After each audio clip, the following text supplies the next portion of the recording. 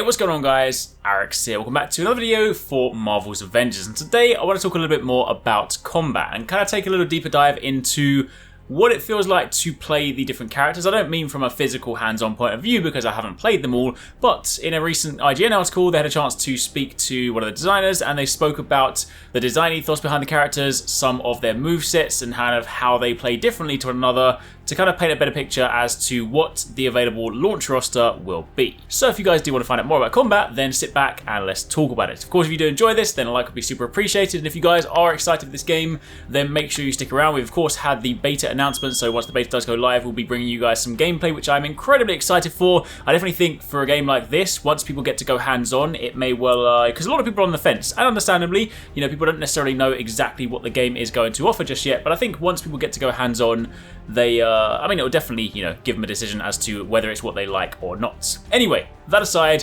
when the game launches, there will be 6 different heroes to play at launch. Keep in mind, again, there will be more heroes coming, and again, this game will not be selling any of the kind of season pass stuff, any of like the story stuff. Story updates, character updates will be available for everyone when you buy the base game. So as and when they do expand the roster, we will get them.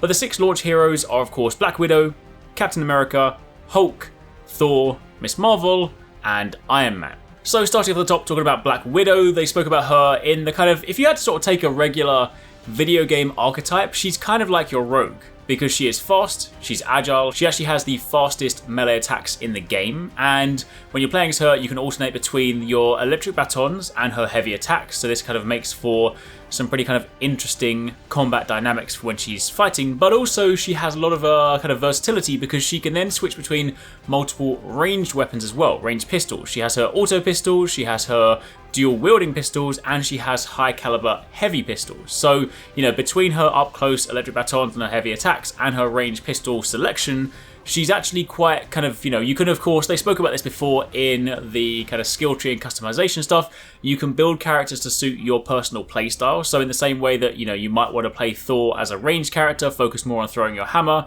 meanwhile you might want to play more as a melee focused character, and that similarly applies to her. She has a lot of options for different kind of engagements, but one of the most important things with her is that she has her intrinsic stealth ability, which allows her to go invisible, dart around the battlefield, pair that with her agility and whatnot. It means she can really sort of dip in and out of combat. She also has a grapple ability, which allows her to move between targets. So when you tie this together, she really does become like the kind of rogue or the ninja on the battlefield, just kind of darting between people, taking them out, getting things done quite quickly. Moving on from there to speak about Captain America. Admittedly, Captain America is quite vague right now because they're obviously not giving away much in the story, and if you watch the A-Day trailer, the kind of very first gameplay thing, at the end of that video, it basically makes it look like Captain America dies. Now, the fact that he's of course a fleshed out character, I would probably imagine that it's one of those things where they're making it look like he's dead, and he's probably not actually dead, and later in the game you get to play as him, but with that being said, they're not going to go too much into it, but they did talk about how his shield throw is integral to his combat, because of course it's a signature item for Captain America, right? You know, it's kind of wrapped into everything that he does, and one of the cool things they said you have for him is that he has this cool kind of kickback thing, because obviously you can throw your shield around, you can target multiple enemies, you can bounce the shield between people, but they said there's one interesting thing which is kind of like a layer of mastery for Captain America, whereby he has a kickback ability. So when you throw your shield between targets, if you time it correctly and you kick the shield, you can basically bounce it back and hit all the targets you just hit again. But of course, given that this is a timing kind of much more sort of skill window thing, then it's definitely that element of mastery where, like, if you're a really good Captain America player, you can get a lot more out of your shield versus if you just throw it around and catch it, then, you know, there's that layer to it. So there's definitely some investment there. And again, I imagine once they do flesh him out slightly more and speak more about him, you know, in the story, I'm sure he does also have his own fair share of skills. Of course, when talking about Hulk, rage and his overwhelming sense of power is his kind of character, you know, it is what he's sort of known for. But they said, what is his gameplay strategy? And he is all about weaponizing the environment or the enemies around him. So the idea being that things you see around you can basically become your weapons. He can pick up and wield enemies, he can pick up and wield elements from the environment, you can just like grab parts out of the ground and turn them into these giant boulders, and these of course then become your weapons. You can also use status effects to infuse these items you pick up with elements like radiation, so there's almost kind of like a layer of preparation for him. Like if you're going to go into a big encounter and you grab a load of rocks out the ground or grab this giant boulder and then set up the time to infuse it with radiation, you're then going in with a rather potent weapon. So there's kind of multiple layers to his destruction, and of course the way that he moves around the environment, leaping, landing, slamming down, he's got a lot of very aggressive abilities. It's kind of the way the Hulk is, looks very cool. Of course, Iron Man, they said that one of the things they wanted to do was lean more so into his iconography and kind of integrate his core weaponry into his entire moveset. So, it's very tempting when you have a game like this to kind of look at something like Iron Man and think, alright, his lasers are going to be used in select situations. When you have a special, you're going to fire your laser.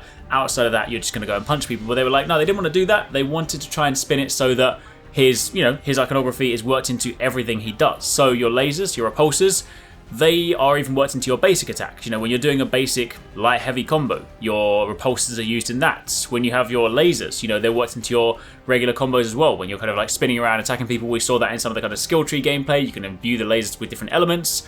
Everything about him is worked into like every aspect of the character. So it's not just going to be like occasionally you feel like Iron Man because you fire some specials. Even when you're doing your regular combos, that is going to translate too. When it comes to talking about Ms. Marvel, it's really interesting for her because, of course, narratively speaking, she is, the youngster amidst the group. She's kind of learning as she goes, discovering her powers and whatnot.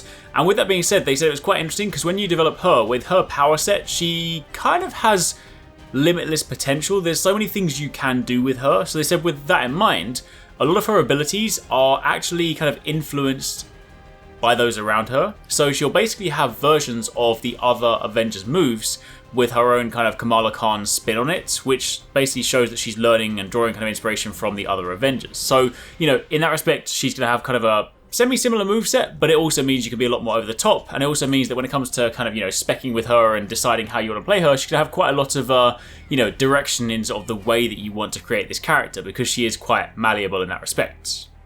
And then finally for Thor, he is incredibly cool. In fact, if you want a deeper look at Thor, I have already done an in-depth character breakdown when we took a look at his skill tree, at least from what they've shown so far, so I will link that one down below. But top level, one of the other things they spoke about during this video was his Odin Force, which is basically this kind of special ability which you can activate, and it amps up all of your abilities. It isn't just about summoning lightning around you in this one location, it imbues you with this power, this energy that will influence everything that you do. It will begin by creating a lightning storm everywhere you go, and this also offers you, both offensive and defensive capabilities, but then this is also worked into your, your regular combo, your light attacks, your heavy attacks, your specials, everything like that, so that can drastically change the way you play. Plus, Mjolnir, your hammer, has a lot of versatility. It can be thrown conventionally, as you've seen. There's a lot of inspiration drawn from, say, 2019's God of War, because one of the guys that worked on God of War is working on this, hence why, you throw your hammer in a very similar way, you can call it back, a lot of things you can do with that, but you can also modify it in ways that are quite interesting. You can turn Mjolnir more so into almost a grenade, where when you throw it and it lands, it creates this large lightning explosion. Meanwhile, you can also change it more so to be like a seeking missile, where instead it has tracking capabilities and will sort of chase down targets. There's a lot of fun things you can do with it, and again, this will all depend on how you spec your character, how you choose your skills in your skill tree, that kind of stuff. So, as you can see, there's a lot of kind of, identity behind the characters. They're all designed to be played very differently, have their own unique elements, and honestly, I cannot wait to check it out. Definitely Thor is still my number one. Cannot wait to play more as him, but let me know in the comments down below who of those 6 are, going to be your chosen characters. And again, be sure to keep it locked because as we get closer to the beta, as we dive into the beta, and as we go to launch, we will be doing lots of videos for this game, so make sure you stick around. Thanks so much for watching, guys. I hope you enjoyed that video. Don't forget, if you haven't already done so, you can join the Arekkz Gaming Discord. We've got an awesome community over there with so many different channels for you to chat loads of different topics and different games. I'm in there, the team's in there. If you guys want to chat with us, find people to play with, it's just in general a great place to be. And of course, if you enjoyed this video, don't forget to turn on those notifications so you don't miss any of our future uploads.